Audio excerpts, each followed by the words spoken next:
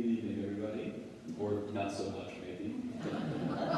But we appreciate you all coming out here on this snowy evening to tonight's program. It's a very exciting one.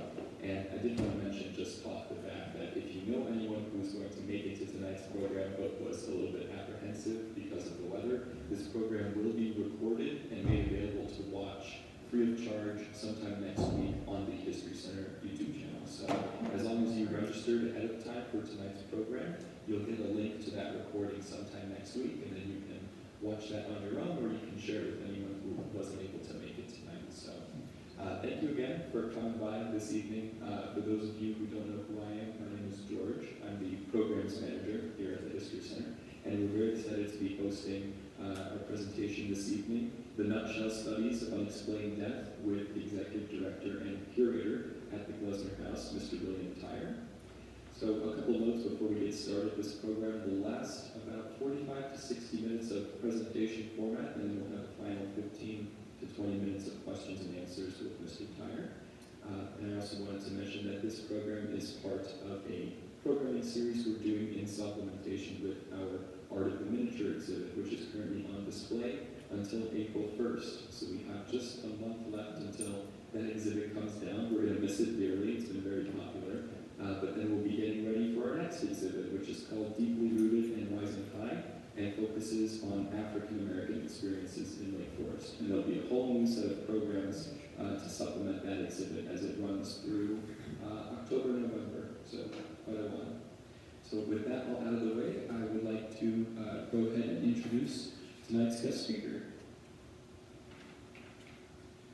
William Tyre has served as the Executive Director and Curator of the Glessner House in Chicago since October 2007. Bill holds a master's degree in Historic Preservation from the School of the Art Institute of Chicago.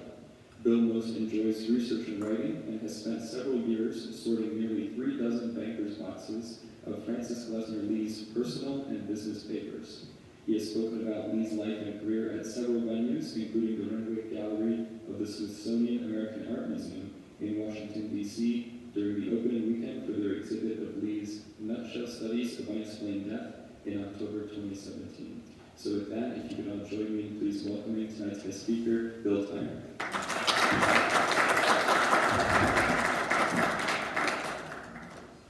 All right, thank you, George, and I'm so happy to be with you this evening. This is one of my favorite topics to talk about, so I hope you will enjoy it as much as I enjoy sharing it. So let's go ahead and get started. One of the things I have to remind myself of, because I have spent so much time researching Frances Lee and going through her papers, sometimes I forget that I actually never met her, because she has a very real presence for me. So we're going to start out with her parents. This is John and Frances Glessner. They were obviously the ones that built the Glessner House where I work. They were born in Ohio in the 1840s. Both came from middle-class families. In 1870, John was made the partner in a firm that made farm machinery, and they immediately moved to Chicago at that point, where he ran the sales office for the company. And in 1902, his firm and several others merged to form International Harvester. So here we see Frances Glessner Lee. She was known as Fanny as a little girl. She was born March 25th, 1878, in the family home. And I've always thought, based on these photos, that she was both healthy and very well fed. She was the youngest of 3 children, but the only girl. Here we see Fanny with her mother and her older brother George, who was 6 years her senior. She enjoyed a happy and privileged upbringing. And in a letter to her son written a few years before her death, she noted, quote, "It was a good life we lived in those days. They don't make any better people than your grandparents were." Fanny's mother was a talented craftswoman and embraced both the English and American arts and crafts movements, creating an environment of creativity for her daughter at an early age. The mother was a talented silversmith and jewelry maker, and as well as a fine needleworker, embroiderer, and china painter. Additionally, she was an accomplished pianist and a serious beekeeper, sometimes gathering more than 1,000 pounds of honey in a season. Fanny had a close bond with her mother, who carefully noted Fanny's development in her journal. When Fanny was just 2 years old, her mother wrote, "Fanny begins to astonish us with her bright remarks. By the age of 4, she was writing poetry." Fanny spent the first 9 years of her life in this house on Washington Street on Chicago's Near West Side. Shortly before her birth, her parents began collecting artistic furnishings for their home and befriended many of the artisans, reinforcing an environment of creativity. She was introduced to culture and music in particular at a young age. She attended her first opera, Wagner no less, at the age of just 10. And a few years earlier, she attended a concert given by the world-famous soprano Adelina Patti. Her mother noted in her journal, "Fanny carried an exquisite bunch of pink roses, which she told me in a whisper she wanted to throw to Patti. Fanny said she loved her roses, but was glad she had given them to her. She attracted a great deal of attention." A few days later, Fanny received this signed picture from Patti, which she framed and always treasured. In 1887, her parents completed a new home on Chicago's exclusive Prairie Avenue on the near south side, designed by the noted Boston architect Henry Hobson Richardson. The design of the house was controversial, but expressed her parents' individuality. Known as the Fortress by her neighbors, the house design was well respected by architects and designers and influenced the work of architects such as Louis Sullivan and Franklin Wright. Here we see Fanny's bedroom, with its fine view of Lake Michigan to the east. The room featured custom furniture by A.H. Davenport, wallpaper and fabrics by the English designer William Morris, and art glass by the French designer Émile Gallé. The house was designed with a schoolroom, where George and Fanny received an excellent education from private tutors. Fanny was a brilliant student, and according to her father, had received the equivalent of a 4-year college education by the time she was 18. Although this situation provided a wonderful opportunity for her to progress at her own pace, it resulted in her having few friends her own age. As a result, she became very comfortable around adults and matured very quickly. When Fanny was 8 years old, her parents engaged the services of a paid companion, typical for upper-class families at the time.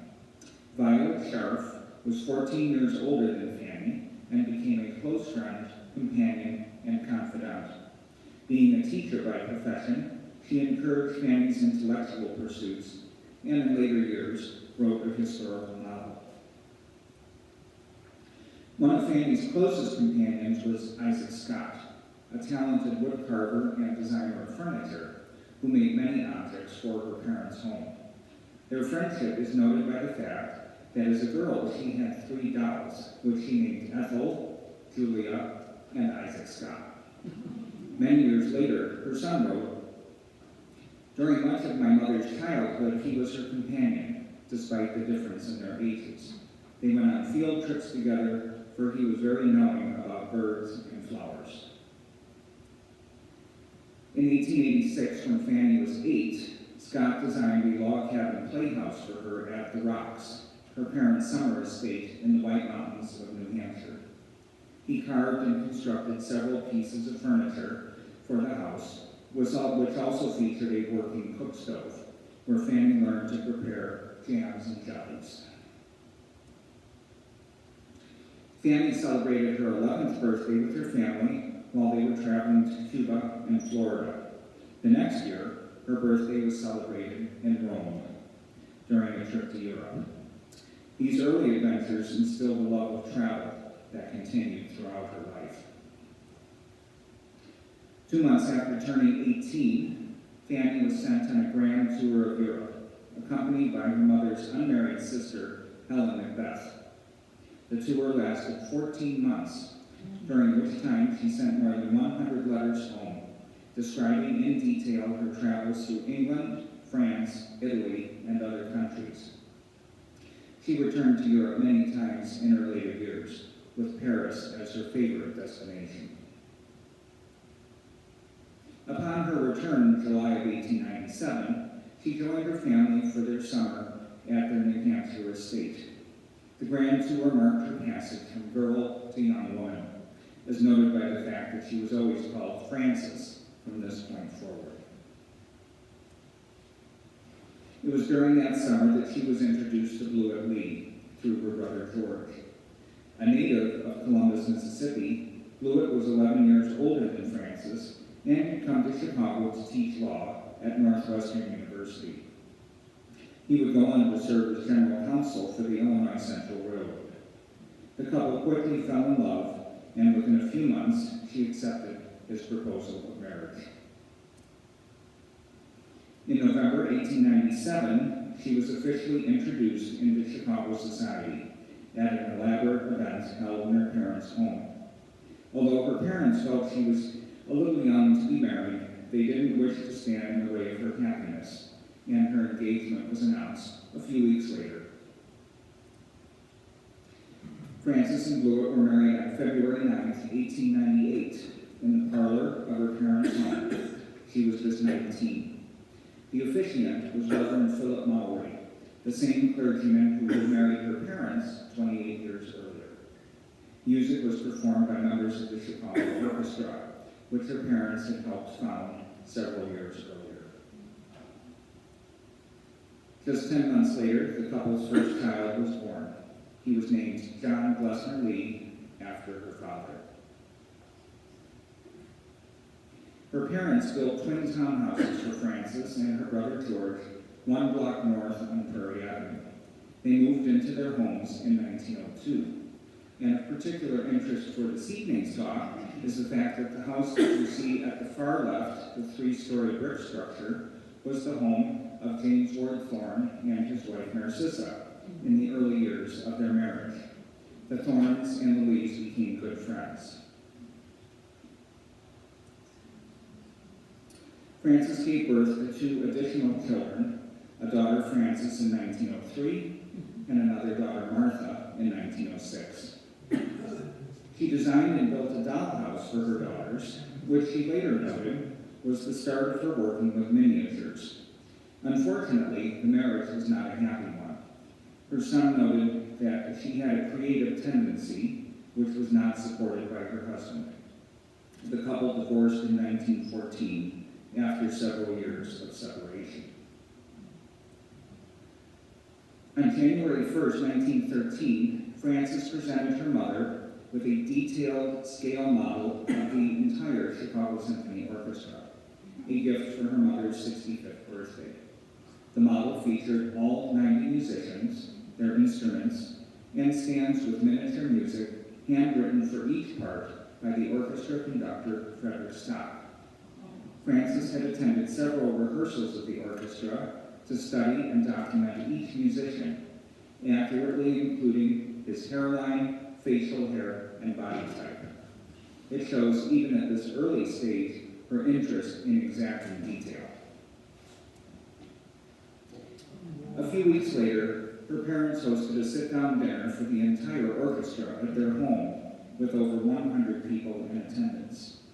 The response from the musicians was noted in the family journal. Quote, "The men were much interested in the little orchestra and in seeing themselves as others see them, and went back again and again to the room over the parlor where it was. And Frances Lee was fully satisfied with their appreciation." The next year, Frances went to work on creating a model of the world-famous Flanzali Quartet, the members of which were close friends of her parents and had performed in their home. The 4 figures were even more meticulously created than those of the orchestra. It took months for Frances to get everything exactly right. The model was presented to the quartet following a dinner at her home, the piece concealed beneath a floral arrangement in the center of the dining room table until it was revealed to the delight of the musicians. Frances became deeply involved in the war effort during World War I.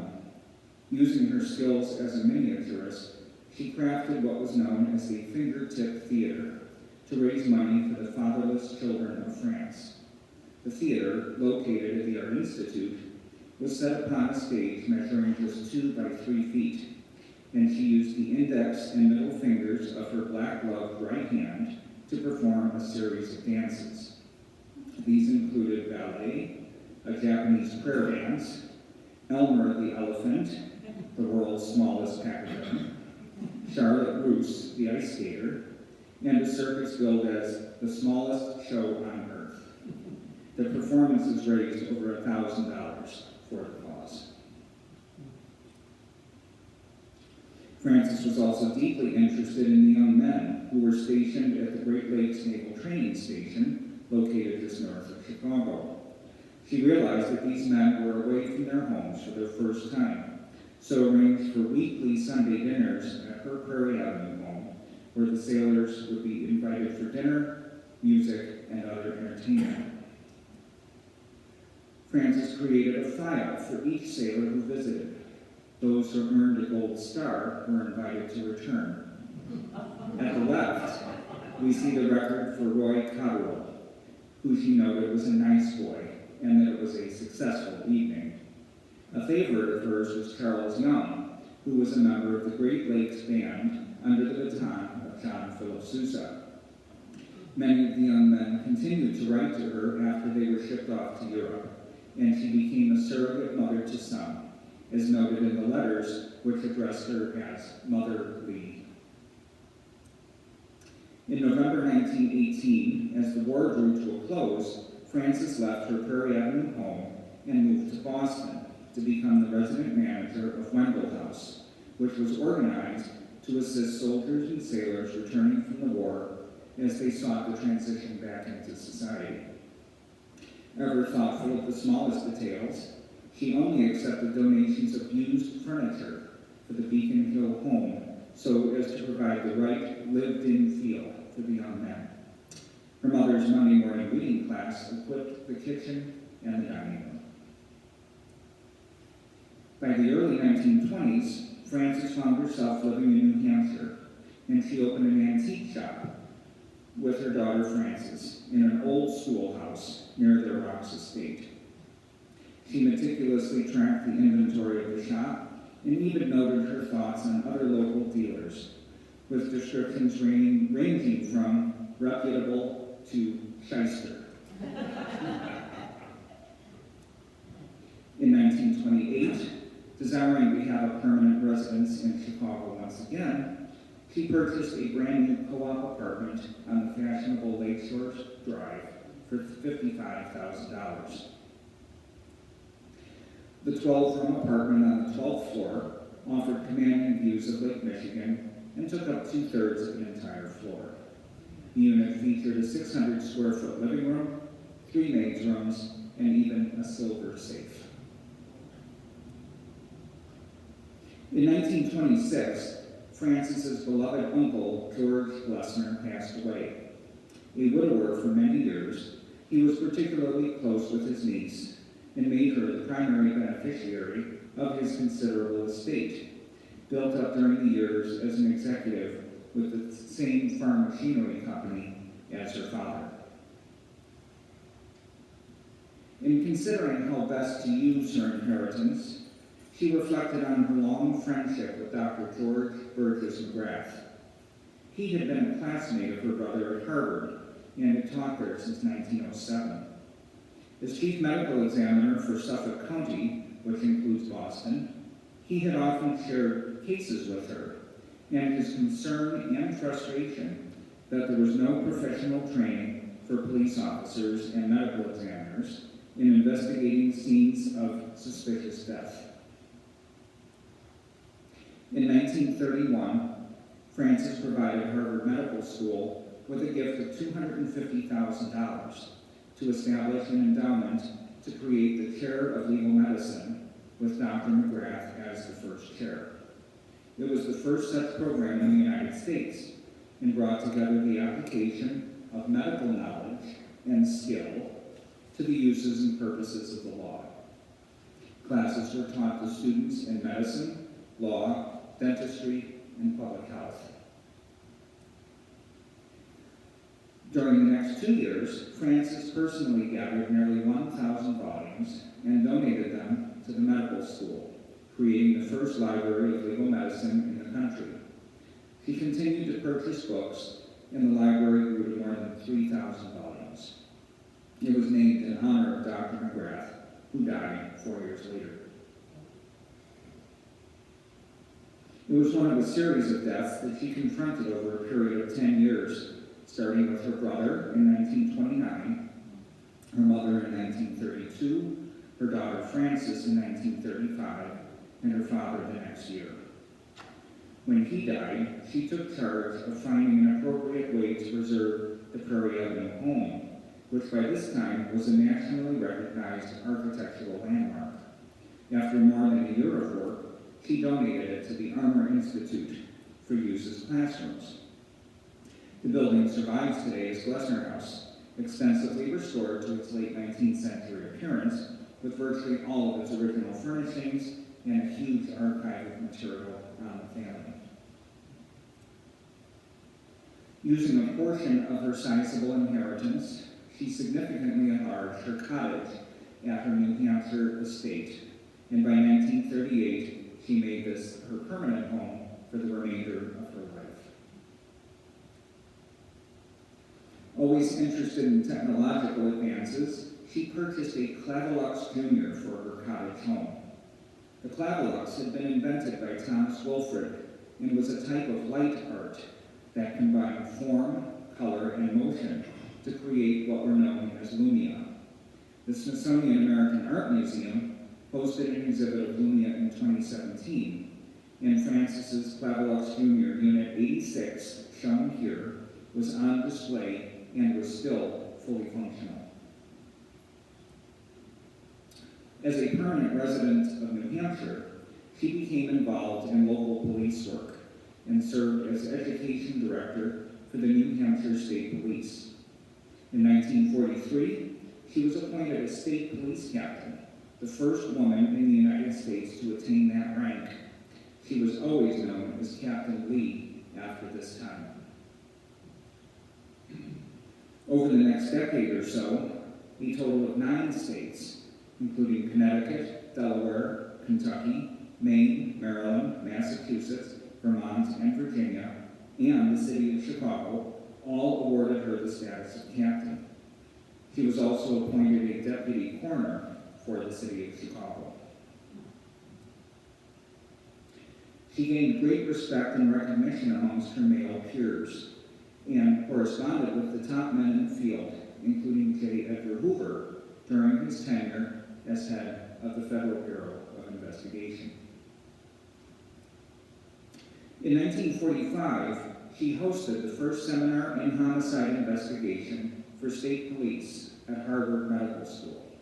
The seminars, which were held twice a year, brought together those already working in the field for a week of intensive study with leading criminologists and medical experts. The seminars were also meant to create a useful network of police across the country. Those who completed the seminars were made members of the Harvard Associates in Police Science, a credential that could be used when testifying in court. Turning to her proficiency of working in miniature, Frances came up with the idea of creating a series of miniature death scenes that could be used as training tools during the seminars.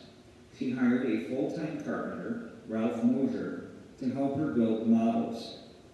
They were named the Nutshell Studies of Unexplained Death, after a police quote: "Convict the guilty, clear the innocent, and find the truth in a nutshell." She created a total of 19 nutshell studies, which were donated to Harvard over the course of several years. Each cost about $3,500 to make, the equivalent cost of a brand new house at the time. The models depicted scenes of death that could have resulted from murder, suicide, an accident, or natural causes. And most of the models showed victims at the lower end of society. Lee firmly believed that everyone, regardless of their standing in society, deserved to be treated equally if the victim of an unexplained death. Quite progressive thinking for someone who had grown up with the proverbial silver spoon in her mouth. Each model displayed meticulous detail, from working keys and locks on doors to objects knitted by Frances using needles the size of straight pins, and fabrics that she had actually worn or repeatedly laundered to give them the right appearance of wear. She once rejected a rocking chair that Mosher made until he could make it rock the same number of times as the real chair upon which it was created. She was very particular to make sure that blood stains, skin discoloration, and rigor mortis were accurately depicted on the corpses. In addition to the models, she also supervised the crafting of a series of plaster casts of heads showing various cranial injuries, and another set showing a range of bullet wounds. The collection also included mounted specimens of the types of insects that would infest human remains. To accompany each model, Lee provided written information similar to what police would learn upon arriving at the scene of death. Information included the social and financial status of those involved, as well as their frame of mind at the time the death took place. Each seminar student would be assigned 2 models to study for 90 minutes each, at which time they would be required to give a verbal report, after which the point illustrated was disclosed. The purpose of the exercise was not to solve what happened, as other information, including interviews and an autopsy, would be required, but rather to train the police officers how to look for clues. Lee noted that it was an exercise in observing, interpreting, evaluating, and reporting. She also encouraged officers to keep an open mind, as she knew investigators frequently had a hunch and would only look for the evidence to support it. We will take a few minutes now and look at one of the few nutshell studies for which I can reveal the solution. The case as written by Frances Lee. Mrs. Annie Morrison, dead. Reported Monday, April 5th, 1949. The statement from Harry Morrison, her husband. I have a job on the late shift, but was up earlier than usual today, April 5th, because I didn't work yesterday, which was Sunday. At about 11 a.m., I was in the kitchen on the top story where my wife and I live. My wife did the week's wash and was standing on a chair hanging it out to dry. I heard a sort of noise and went to see what it was and found her lying on the ground below. Statement from Agnes Butler, the neighbor. I live in the apartment below the Morrisons. I bathed the baby in the morning and put him in his carriage. I had his week's wash and hung it out to dry.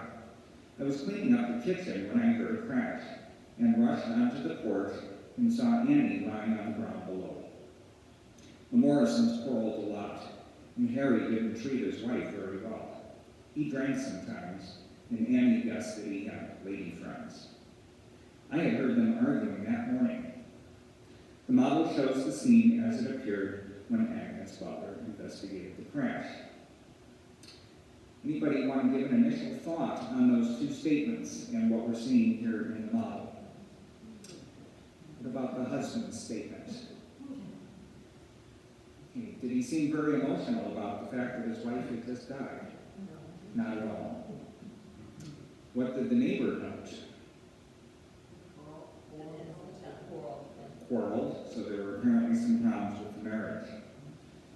You'll also notice how carefully Frances Lee will depict things. So you notice, for example, the top porch, which is where Annie fell from, only has laundry. No other signs of it really being used as a living space. If you look below, where the neighbors lived, you can see a swing and other things indicating there was more of a sense of family life going on. Here's a couple of close-ups from the model. In the upper left, you can see that the porch railing is loose, slightly detached, presumably from the fall, but possibly it was loose before the fall. Look at the chair. Is there a loose or broken leg that might have led to a tipping and her falling? And then in the lower right image, you'll notice the garbage barrels, which are underneath the porch. Presumably, they have nothing whatsoever to do with her death, but Lee was meticulous about the details. Note the food containers. And we have a lot of letters where she would write to these various companies, asking if they were able to produce their packaging at inch-to-the-foot scale. If they were unable to do so, then she would do it herself. Note the distance of the body from the railing. What might this indicate? Did the husband push her? Did she accidentally fall? Perhaps she just couldn't bear to do one more load of laundry and jumped to end it all. What would the investigator need to know to prove or disprove any of these scenarios? Remember, that was the purpose of the models. They were not whodunits, but were meant to hone the skills of the investigator in what to look for and how they would proceed to gather the necessary evidence to prove what had happened. Here is Lee's solution to the model. Both statements from the husband and the neighbor were true. The medical investigator was young and inexperienced and in a hurry. He made a careless and slipshod examination of the body at the scene without undressing it and gave as a cause of death fall from a height, failing to recognize that the cause of the fall should have been determined.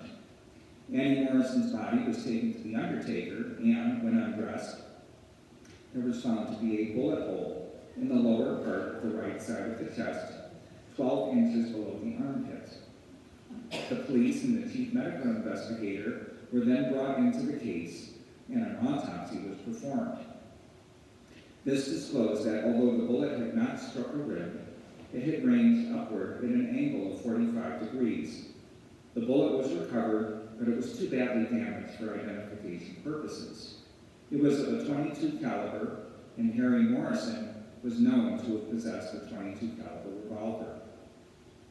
A careful reconstruction made it appear that Annie was standing on the green chair facing its back and looking to the right of the observer.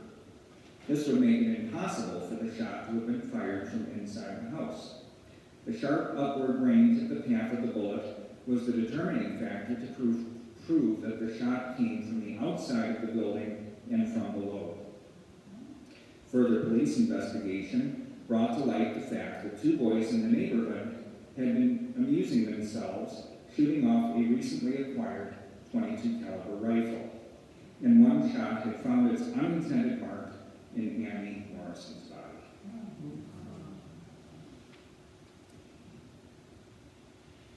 The week-long seminars concluded with an elaborate banquet at the Ritz Hotel. She commissioned special gold leaf china costing $8,000, which was stored at the hotel for the exclusive use of her dinners, and she served only the finest food and wine, although noting to the servers that the police were to be cut off as soon as they exhibited any evidence of being drunk. She was happiest when she spent time with her boys, as she referred to them, and she earned from them their deepest respect and gratitude. An example involves her traveling from New Hampshire to Connecticut for a family wedding. The New Hampshire State Police escorted her vehicle to the Massachusetts state line. The Massachusetts State Police then escorted her to the Connecticut state line. And finally, the Connecticut State Police escorted her to the church. Numerous articles about Lee and her work were published beginning in the late 1940s as part of her efforts to promote the importance of changing state laws to replace the inefficient and corrupt coroner system with one that required trained medical examiners. The article it left, published in American Magazine in 1949, is titled, "It's Murder, She Says." It is interesting to note that Lee is said to have been an inspiration for the character of Jessica Fletcher in the popular 1980s TV show Murder, She Wrote. The article at right, Grandma Knows Her Murders, was published the same year. This iconic image of Lee inspecting a human skull appeared in Picture Week in 1956. Ever the stickler for detail, she was no doubt quite annoyed at the title Grandma Sleuth at 69, given the fact that she was actually 78 when the article was published. Unfortunately, many of the magazine articles did not treat the topic with the respect it deserved. The articles tended to portray her as a wealthy eccentric with an odd preoccupation with death. However, a lengthy article appeared in the Saturday Evening Post in 1949, from which this image was taken. That article discussed the significant impact her work was having on the emerging field of forensic science, and no doubt that coverage provided her with great satisfaction. The next year, MGM released the movie Mystery Street, directed by John Sturgis and starring Ricardo Montalban. The film showed how the training provided by the Harvard Department of Legal Medicine was used to solve a crime. Lee had initiated the contact with MGM and was originally slated to be a character in the movie, but the role was ultimately cut at her request so that the focus would be upon the work of the Department of Legal Medicine. It was the first time a Hollywood movie featured a medical examiner as the one who ultimately solved the crime. Earl Stanley Gardner, author of the Perry Mason novels, attended the police seminar in 1948. We invited him specifically in the hope he would one day write a novel where the medical examiner played a key role in solving the crime. He eventually did that.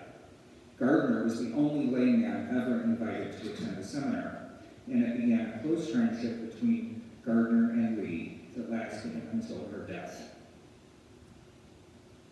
The next year, Gardner dedicated his new Perry Mason novel, The Case of the Dubious Bridegroom, to Captain Lee. The dedication reads, to Mrs. Frances P. Lee, Captain, New Hampshire State Police, and one of the few women who ever kept Perry Mason guessing. In the foreword, he expounds upon her abilities. I have dedicated this book to her as an expression, in some measure, of my appreciation and an admiration of the manner in which her mind, working with the accurate precision of a railroad watch, has brought into existence the overall plan of a course in training that is helping to make the competent state police official as much a professional man as the doctor or lawyer. I herewith tender her my profound respect, my deepest admiration, and my eternal gratitude. As an aside, he also noted, I am not going to have any of Mrs. Lee's graduates appearing in my books. Such an officer would only solve the crime as soon as the hero could, but he might be 100 or so pages ahead of the procession. Lee traveled widely to lecture on the need for improvements in training for state police and medical examiners. She split her time between the Education Department of the New Hampshire State Police and the Department of Legal Medicine at Harvard Medical School. In 1955, she noted that Illinois passed a law installing a professionally trained medical examiner, and that this was the result of work she had started in the 1930s. Other states followed suit.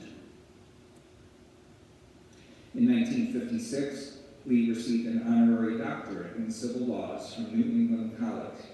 An article in Yankee magazine noted, if, as the Germans do, Captain Lee used all of her titles she holds throughout the country, she would become Dr. Major Captain Mrs. Frances Glessner Lee.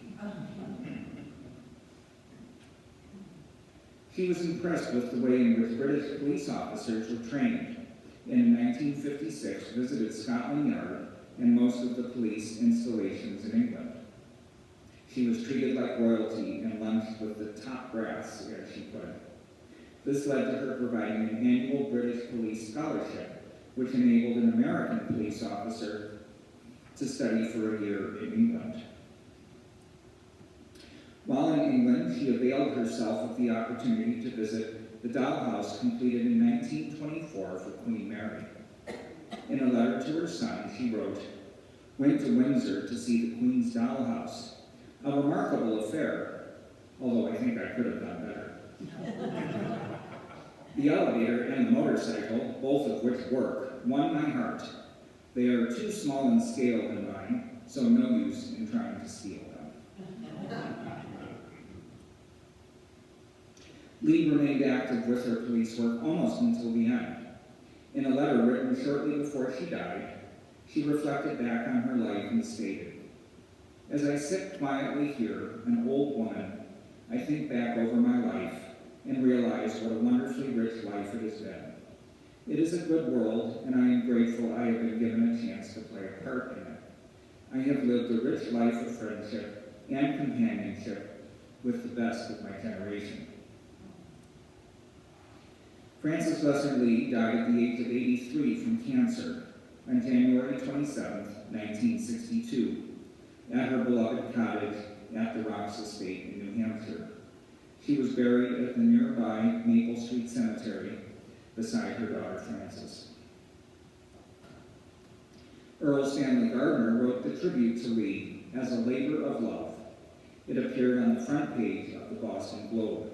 He wrote in part, "Because she had an orderly mind and a logical mind, she was able to comprehend police work in a way that enabled her to make a shrewd and accurate appraisal of individual cases, as well as overall planning of what was being done and an accurate estimate of what should be done. Because she had a great big human heart, a warm understanding, and the approach of a woman of highly developed maternal instincts, she not only adopted the cause of legal medicine and law enforcement as an intellectual pursuit, but she came to regard the men of law enforcement as her boys, and they in turn gave her respect and affection, which brought about a warm human relationship." Arthur Glass, secretary of the Harvard Department of Legal Medicine, seconded Gardner's appraisal, noting that Lee was unquestionably one of the world's most astute criminologists. 5 years after her death, Harvard Medical School closed the Department of Legal Medicine, but retained the endowed Frances Glessner Lee's professorship, which now teaches medical ethics. Dr. Russell Fisher, the medical examiner for the state of Maryland, had worked as a research fellow in the Department of Legal Medicine in the late 1940s. When he learned that the nutshell studies were to be thrown away, he requested that they be transferred to his office so that he could continue to run the training seminars. This was done, and the seminars were renamed the Frances Glessner Lee Seminars in Police Science. They are still being held to this day, and the nutshell studies continue to be an important part of the curriculum. The solutions remain highly guarded secrets, known only to those who have attended the seminars. Although the nutshells were well known within the police community, they were little known to the outside world. That changed in 2004 when author-photographer Corinne Botts published her book, The Nutshell Studies of Unexplained Death. 8 years later, filmmaker Susan Marks produced a documentary entitled Of Dolls and Murder, which focused on Lee's work and placed it in the context of other developments in forensic science. Not surprisingly, the nutshells have worked their way into popular culture. They inspired a series of episodes in season 7 of CSI in 2008 and 9 about a female serial killer named Natalie Davis. As Davis committed her murders, she created models of the crime scenes and left them as clues for the investigators.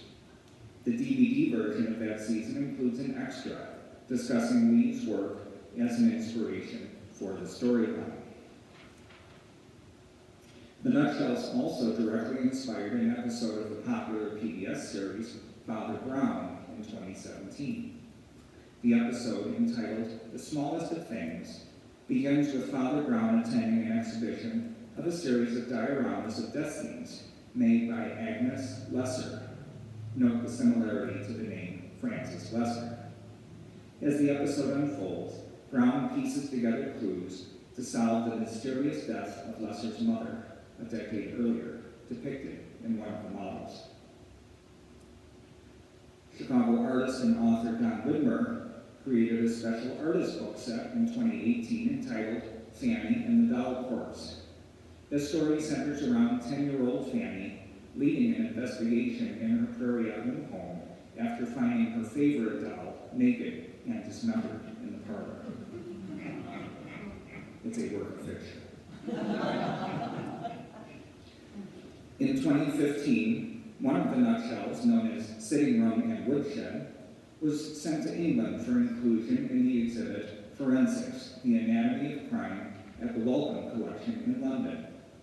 This particular nutshell was found at the Rocks long after Lee had died. Why it was never sent to Harvard remains a mystery in its own right.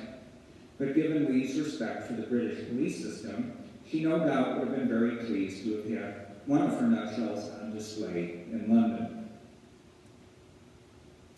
In October 2017, all 19 surviving nutshell studies were placed on exhibit at the Renwick Gallery of the Smithsonian American Art Museum in Washington, D.C. It was the first time the nutshells had gone on public display, and, as they are still used as training tools during the police seminars, the solutions were not revealed. The 3-month exhibition was extremely popular, with lines out the door every day. In March of 2022, talented Chicago miniaturist Drew Manow built and donated an exact copy of Lee's unpapered bedroom nutshell to the Glessner House, constructed at the same scale of 1 inch to 1 foot. Drew became fascinated with Lee's work from the perspective of a craftsperson appreciating her exacting attention to detail. Drew's model, shown here, is accurate down to the smallest detail. Using numerous photographs of the original nutshell, he recreated every element from the room itself to the furniture, and from the corpse to the numerous items sitting on the vanity it left. He even reconstructed the garbage in the wastebasket, which included orange peels, cigarette butts, and an envelope with writing so small it was created with the single care of a paintbrush. All are potential clues. This past week, we installed a life-size model of another of Lee's nutshells. Entitled Dark Bathroom, it shows the lifeless body of Maggie Wilson in her bathtub. The model was created by the theater department of the University of Wisconsin Parkside to complement a class on death scene investigation taught by a forensic anthropologist. The model will remain at Glessner House through the end of March, and you can come see it for free on Fridays and Saturdays. Author Frances McNamara, who some of you may know from her Emily Cabot Mysteries about a social activist in Chicago in the late 19th and early 20th centuries, has just published her first nutshell mystery based on Dark Bathroom.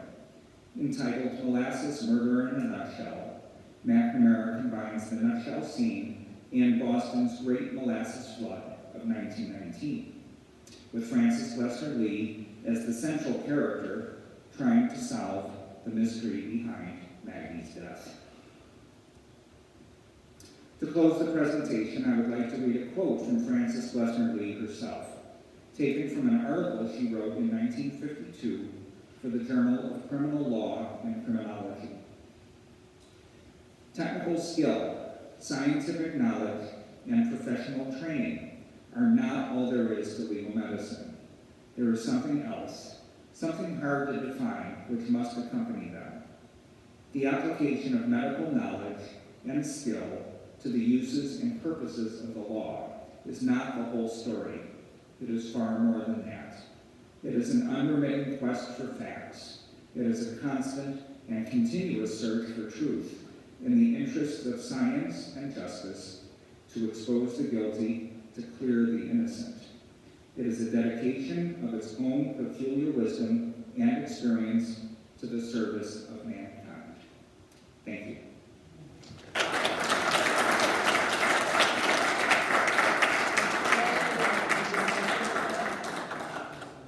Thank you, Mr. Tyre. We have about 15 to 20 minutes for questions Tyre. So if anyone has a question, feel free to raise your hand, and we'll allow Mr. Tyre to answer some questions with everyone.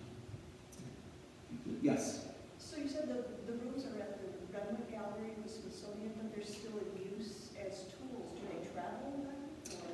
Yeah, so the question was where the nutshell studies are today. So they only went to the Renwick for the 3-month period that the exhibition was taking place. The nutshells are permanently housed at the office of the Chief Medical Examiner in Baltimore, Maryland.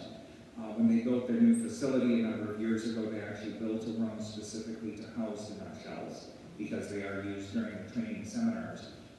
Unfortunately, that facility is not open to the public, so if you go to Baltimore, it's not as though you can go and see them yourself. But there's Herman's wonderful book, which has wonderful photographs of all the nutshells, and there's an incredible amount of information online if you want to learn more about Francis Lee and the nutshells. Yes, ma'am. So in the example that you showed us where the woman had accidentally been shot, the 2 young boys that had it, okay. Certainly she didn't expect the people who were, someone in her seminar, to be able to understand that part of the crime that had taken place. What would she have wanted them to notice if they were looking at that room? Like, what would she have wanted them to make sure and be aware of? Okay, so the question was about the 2-story porch model that we looked at and Annie falling off the chair to her death. So you are correct. The idea that she was actually shot by the boys on the ground, the police would have had no way of knowing that. But remember I said earlier that these were not whodunits that were meant to be solved. So what she would have been looking for the police to do was to identify everything in that model that was potentially a clue. So, you know, the condition of the chair, the position of the chair, the loose handrail. One of the things I didn't mention was the way that the body is lying, because that helps to indicate what position she was in when she actually fell. You know, looking at the laundry, what's on the porch was, you know, maybe a bird flew into her and she lost her balance or whatever. The police were supposed to analyze. Remember, they had 90 minutes. You only had a couple of minutes to look at it. But they would have had 90 minutes to scan. What she would often say is the best way to analyze the scene was clockwise so that you wouldn't miss anything. So you would start at 12 o'clock and slowly work your way around the theme or the scene and try to identify everything. She was really, really big on the fact that most police would come in with a hunch. So a lot of the police would have come in, oh, you know, her husband was a drunk, they were heard arguing that morning, and she was pushed off the porch. And he might very well have gone to prison without any real evidence to support that. So she often kind of created those scenarios so that, like the police, we would come into it thinking, oh, I bet he did it. Well, of course, he had nothing to do with it whatsoever. Not to say that he might not have wanted to push her off the porch at some point, but he actually did not. So he was not guilty of any crime. So it was looking at all those clues. But also, she puts a lot of things into the model that actually have nothing to do with it whatsoever. You think about if you watch CSI or that sort of thing, when they have to come in and analyze a scene, of course, not everything that they uncover actually has anything to do with what happened. So you looked at, for example, at all that garbage that was in the garbage barrel. It had nothing whatsoever to do with it, but it was so meticulously detailed. Part of the reason she was so careful about that was she felt that in order to earn the respect of the police and the medical examiners, they had to see that these were more than just dollhouses, that they actually were meant to represent scenes of unexplained death, down to the smallest details, whether they actually mattered or not. So, yes, ma'am. Would the police have been allowed to lift the body in the model to maybe see a gunshot wound, even if she hadn't bled out on the street?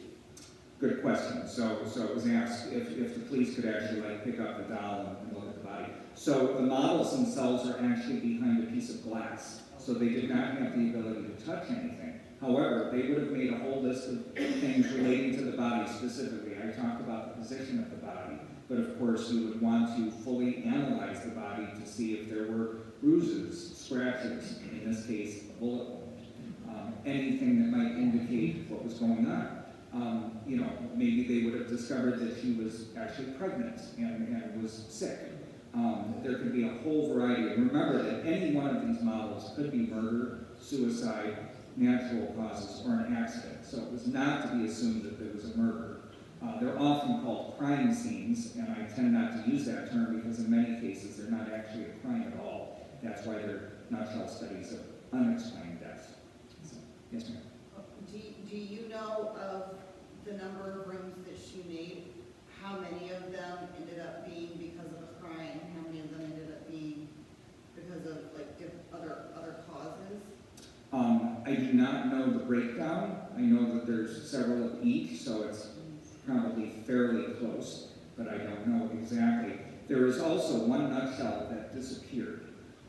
Nobody knows what happened to it, but sometime when the models were being transferred from Harvard to Baltimore, the thought is that it was damaged in transit and was simply discarded. And it was a very different nutshell from the others. It was actually two scenes side by side that were identical. And in the first scene, it was how it appeared when the body was first discovered. And in the second scene, the wife, who had discovered her husband's body on the floor, before the police arrived, had innocently done things like picking up a chair that had been knocked over and doing a few things like that. And one of the things she stressed in that particular model was the importance of not touching anything in the scene, even something that seemed very innocent, until the scene was fully documented. And in that particular model, the solution was that the cause of death was undetermined because so many things had been changed by the time the police arrived that evidence had actually been destroyed. So, yes, ma'am. How did she actually get access to the ultimate model that she produced? I mean, through friends or police or? I mean, how did she create the cases? Yes, how was she able to take her own photos, or did she only do this from a police photograph? Yeah, so the question was, you know, how did she get the information to create the cases? So one of the reasons she was appointed captain in several states is it gave her the legal ability to be able to go to scenes of death because she was actually a police captain. So she often would go to these scenes. The state police would notify her. She would go there and she would gather evidence just like they were. What she did with the nutshells, no one nutshell actually depicts a specific scene of death, but everything that is depicted in the nutshells, each little piece of it is taken from actual cases that she either saw firsthand or that the state police that she knew or the medical examiners that she knew had shared with her. So, for example, this particular case of Annie being shot by a gun was actually based on a case very, very similar to exactly what happened to her. So, we had a question over on this side. Yes, ma'am. I was just wondering, have you personally been at any of these seminars and learned the outcome of these secret little displays? Yeah, so the question is whether I've been able to attend the seminar and learn the solutions. I did get to attend the 75th anniversary seminar, and the reason was to actually give a talk very much like I gave tonight so that the people attending would learn the background of Glessner Lee. But I was not allowed to attend the portion of the seminar where they reviewed the nutshells and revealed the solutions. The reason I was able to provide one solution is there are 4 models that for whatever reason were decommissioned, and so those solutions are actually known. And if you were to buy, for example, Kareem Botz's book, the solutions of those 4 are actually in the book. So that's why I could do that. But no, they are very, very highly guarded secrets. And the police are the only ones that know. But the other thing I remember specifically from attending the seminar, there was probably 50 people in the room. And I would guess there was maybe half a dozen of them who were women. And each one of those women specifically came up to me and said they understood the importance of how Frances Lee opened up the field to women. And if it was not for her, probably they would not be doing what they were doing today. So they really recognized the significance of what she was doing in that particular aspect, just making it available for women. Yes, sir. How wide a geographic area do the people that attend the seminar come from? Do they come from just the United States, all the states? Or? just the Northeast? So actually, there were police that came from all over the world, at least during the years that she was there, because I've reviewed some of the rosters, and there are several foreign companies, or foreign countries. The majority did always come from the United States and Canada. There were also police that attended representing the various branches of the U.S. military. So it was very broad. And as I mentioned at one point, part of her idea was to create this network of police that knew each other.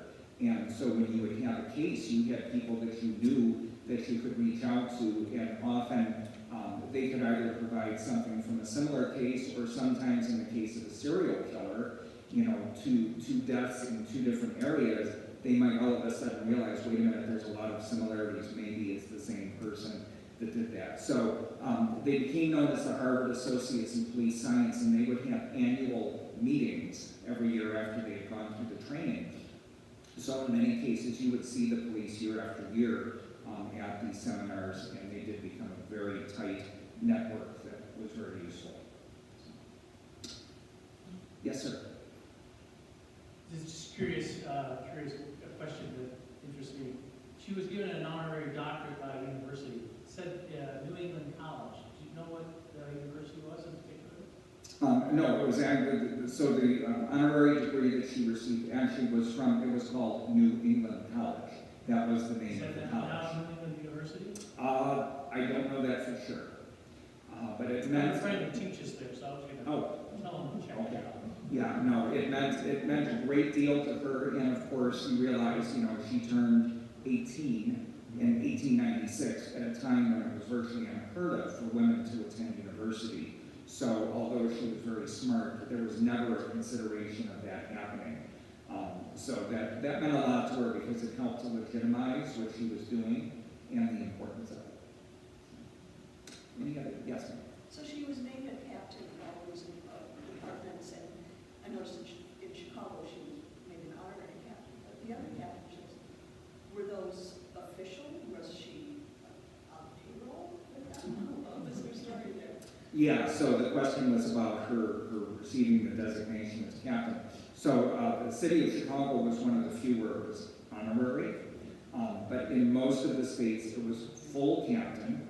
She was never paid, but the important thing was, as a full captain, not honorary, it did give her the ability to have access to all the information on the case, and not only to actually go to the scene of death, but to be able to get the information as the investigation was going on.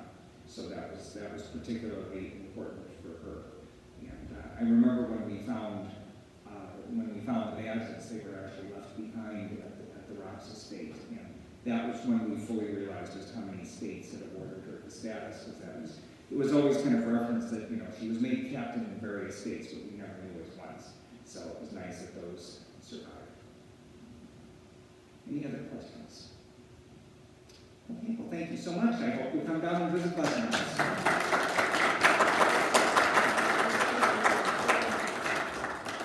I'll just say a few words before we adjourn if anyone's interested in some upcoming programming information. Thank you again for coming out on such a snowy evening. I think it's kind of settled down now, but thank you again for making your way out here. Looking forward, next week we have a Zoom program, an interview featuring world-renowned miniaturist William Robertson. He's responsible for building a number of very, very high-detailed miniatures as works of art pieces over the course of his decades-long career. So we're going to be having a Zoom interview with him next Wednesday, March 15th at 7 p.m. You can register for that online as well for free and attend that. Recording will be available for the following week as well. And then on the 23rd of March, 2 weeks from today, we're hosting a presentation with the former curator of the Thorn Rooms at the Art Institute of Chicago, Lindsay Morgan, and she'll be discussing her former role as head of curation for the Thorn Rooms at the Art Institute, what went into her responsibilities for curating those rooms and preserving them and displaying them. So there's a few more miniature programs before we close out this section of programming series in connection with the exhibit. And then the final thing I wanted to mention tonight was that programs like these, where we're able to have fantastic guest speakers like Mr. Tyre. Them being able to be put on for free is thanks to the History Center membership base. So if you're a member tonight, thank you so much for being a continued member and for your continued support to the museum and all its benefactors and continued programs, live programs. So thank you again for that. Be sure to tune in to YouTube sometime next week to see the recording, and you'll all get a recording link in email as soon as it's available. So thank you again for attending, and we wish you all a good night. Thank you.